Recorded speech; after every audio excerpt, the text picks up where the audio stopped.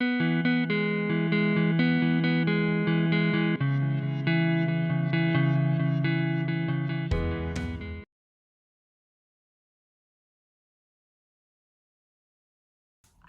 welcome back to Sandra's Home.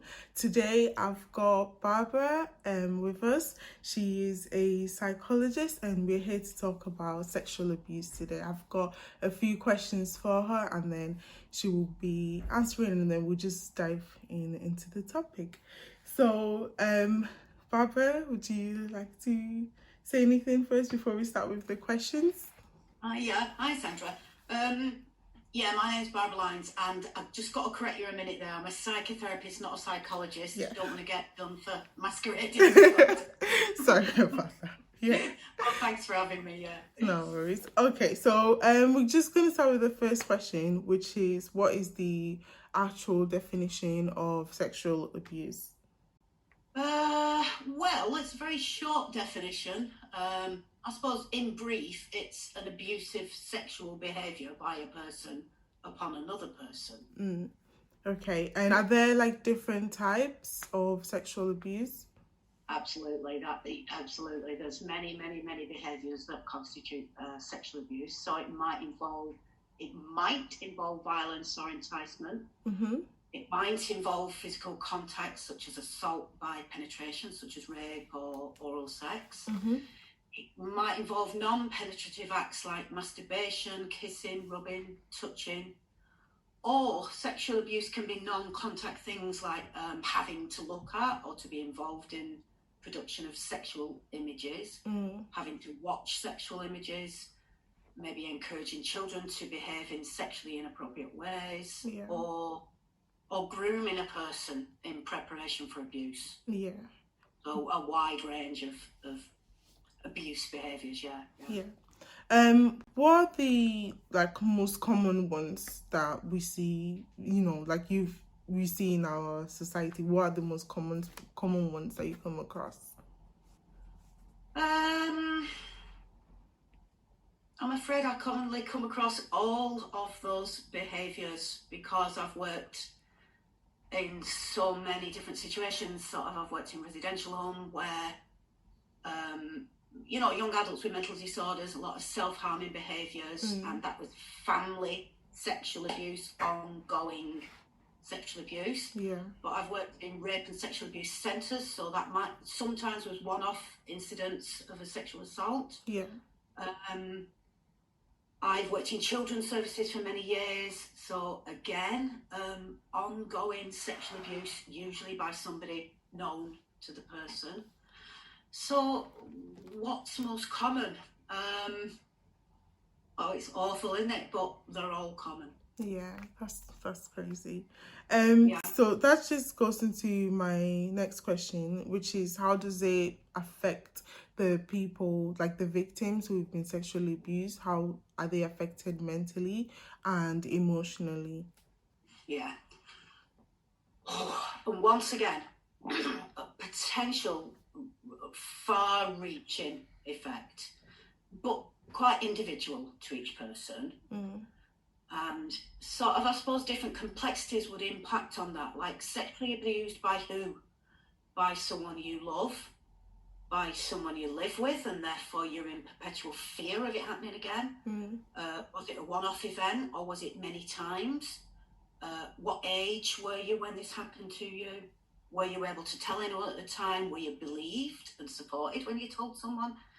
Did you have a person that loved you and nurtured you when this happened? So they're variables that will impact on the ongoing effect, really. Yeah. But what we see is potentially we see complex trauma, which is sort of, you describe it like PTSD, but it's when repeated terrifying things have happened to you. So what we commonly see is the effect in someone's in the body. The body remembers this. And even if you were a baby or an infant, pre-verbal, and you don't have a clear memory, your body remembers it. So that's your nervous system. So what we commonly see is somebody's nervous system becomes dysregulated. So it feels unsafe from now on. So that means they can spend a lot of time in like a state of fight or flight or freeze. So hyper arousal. So that's feeling quite anxious, feeling irritable, feeling angry, but just not safe, not settled. Or the other way, and it's called hypoarousal. You can be really shut down, switched off, feeling very, very low. Because what commonly happens in a sexually abusive situation is your nervous system wants to go, your coping mechanism wants to go into a fight, flight, or freeze. Yeah. And more often than not, you can't fight and you can't flee. So what happens is a shutdown called dissociation. And it's a protective survival mechanism, but it's a freeze response. Yeah. So what can happen, and that protected the person during the incident from the pain of it. But what can happen is things can trigger this freeze response, this dissociation. So people finding themselves like spacing out, missing gaps of time, just not being aware of what just happened for the last 5 minutes, the last hour. Wow. So that's in the body, really. And people can feel a lot of shame because of some of these responses that they carry on having. Yeah. Because, it's impacting on their life. They can be angry, they can be difficult with other people, they can be switched off, shut down. And when your nervous system is that dysregulated through not feeling safe, through still feeling like there's something to fear, you might need to self-soothe that. You might need to self-soothe it through drugs, through alcohol, through self-injury. Then that's further increasing the shame that people have felt already. And it affects the way you think. It can affect the way you think about yourself. It affects the way you think about other people. It affects the way you think about the world. The world's not a safe place anymore. Yeah. So in terms of thinking about yourself, I've hardly ever worked with anyone that didn't have some kind of self-blame about what happened. Very irrationally at times, because they might have been a 6-year-old child when this happened. We were always put into a situation where we were overwhelmed. Our fear systems were overwhelmed. But people turn it in on themselves, and they've got a lot of shame and self-blame that they should have stopped it. That this is this all I'm worth? Why did this happen to me and not to this other person? So it can really infect how you see yourself after that. Yeah. And then that affects you interpersonally in your relationships with other people. Can you trust people now? What are people's intentions towards me? Sometimes it looks different. It's like you can't hold boundaries. People are able to abuse you again because you're not able to hold your boundaries around you because you've been violated in the worst possible way. Yeah. You can have behaviours that are about like people pleasing, about putting other people's needs before yours all the time, just to keep safe, to keep yourself safe. If that person's okay, I'm okay. And that opens you to abusive relationships and exploitative relationships if you're always trying to make sure you're safe by the other person being okay. So it can be really, really damaging on your relationships after that. It's potentially really, really wide ranging, and it depends on so many different variables what the effect might be. Yeah.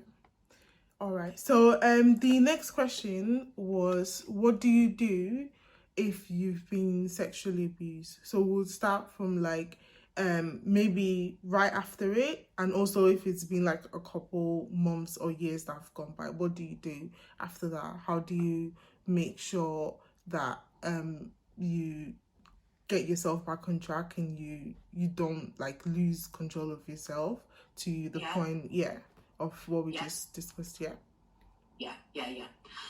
Right, well, if it's right after it, get yourself safe, understand immediately that it's not your fault. It's not okay, whatever happened. Whether you were intoxicated, whether you had willingly gone to a situation with someone, it is not okay, and it is not your fault what happened. Please try and reach out to a trusted person, because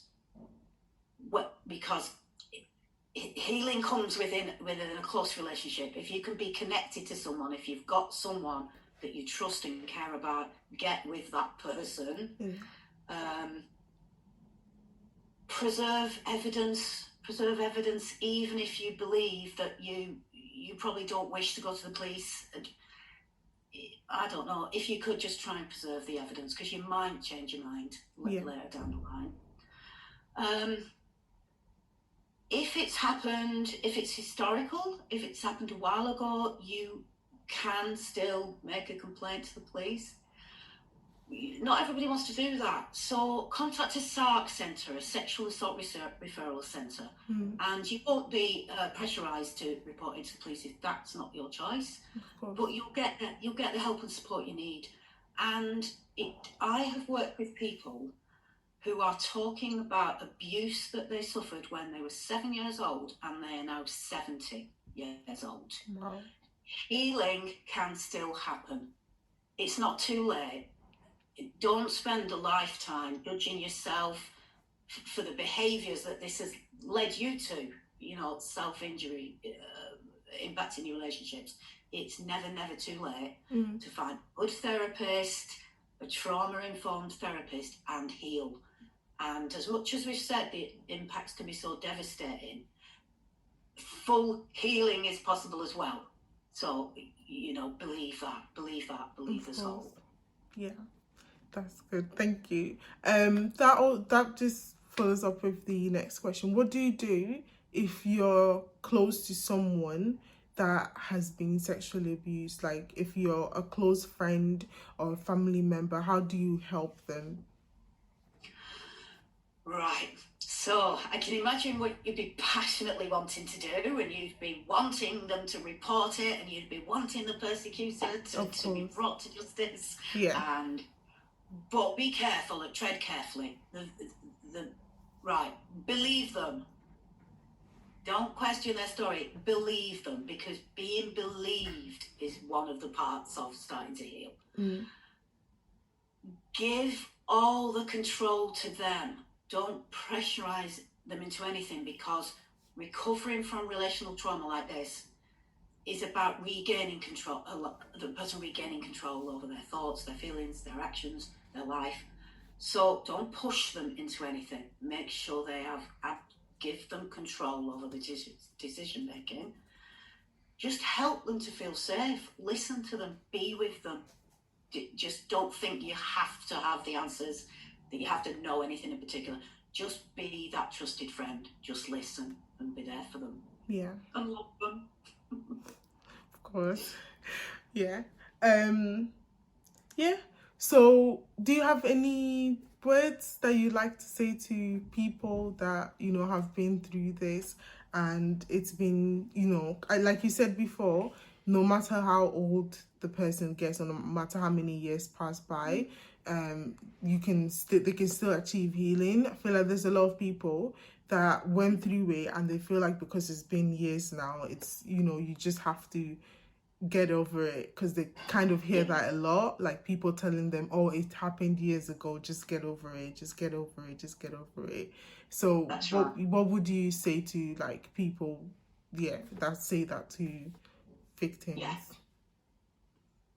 That's right. No, it has impacted you, and as much as you've accommodated and you've just carried on through your life, just go and get some support. However historical it was, if it's nothing about bringing anyone to justice or anything, just see if you can access a really good therapist. And don't just stick with one therapist. If you're not comfortable, if you're not happy, you find another one. Don't go off previous experiences of counselling when you weren't ready or you weren't comfortable. Try again. Because the body remembers it. Your mind might have put it away, packed it away somewhere, But somewhere in your nervous system, it still lives, and we've got lots and lots and lots of really useful things to just help shift that out of your system. Yeah. So, life can get better. It really can. Yeah. Going through the therapy, what's the healing process that, you would recommend, or as a therapist yourself, how would you start the healing process? Yeah. Well, very individualized as well, because, right, I think the first thing is, don't be terrified that the therapist is going to immediately make you talk about the event or the events when you think, oh, I've packed them away, I don't necessarily want to talk about it. In some ways, you might never have to, so don't have the fear of that. You can if you want to. Really, it's what is the impact of it on you now, and what has been the impact, and that's going to be unique, isn't it, to the individual. But quite often, you would just have this first period that's about stabilizing, because it's in your nervous system. So learning to soothe your own nervous system, learning to put the brakes on a bit, not just talking about it, not just thinking about it, giving you different ways of how to kind of actually slow that down a little bit. Of course, yeah. And different ways of comforting and soothing your nervous system. You might have used some maladaptive ways that have worked for you. And actually, one of the first bits is understanding almost the neurobiology of it, because once people get that, they get, oh, so that's my brainstem's been activated, my nervous system's been doing this. Yeah. People can get a lot of self-forgiveness about why they've behaved in certain ways. So that bit's useful, just understanding what's been going on in your brain-body connection. Yeah. Just to have some forgiveness about some of your own behaviours that resulted. So recovery's it's a very, very unique journey, and it is a journey, and you only have to perhaps begin it with a therapist, because there's so much once you start to grow, you're on that path of healing, aren't you? Yeah. And, there's lots of other things you can bring in that don't necessarily need a therapist for it. Yeah. But it depends. Some people are still suffering with really acute, complex trauma. So that journey should be done with a therapist, really, because they'll give you really good trauma-informed strategies.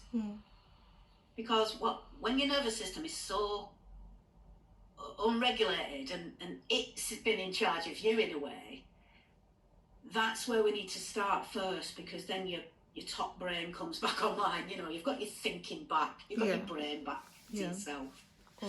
So it depends, really. It becomes you've got to start with this stabilizing period, and then it becomes really, really unique to the individual what the effects have been. But learning to forgive yourself is very much part of it. Of course. All right. Thank you very much. That's all the questions I had for you today. Thank you for coming and speaking to us and explaining all of these stuff to us. Really appreciate it. But yeah, thank you. Okay. Thanks for inviting me, Sandra. All right. Thank you. Bye. All right. Bye. Bye.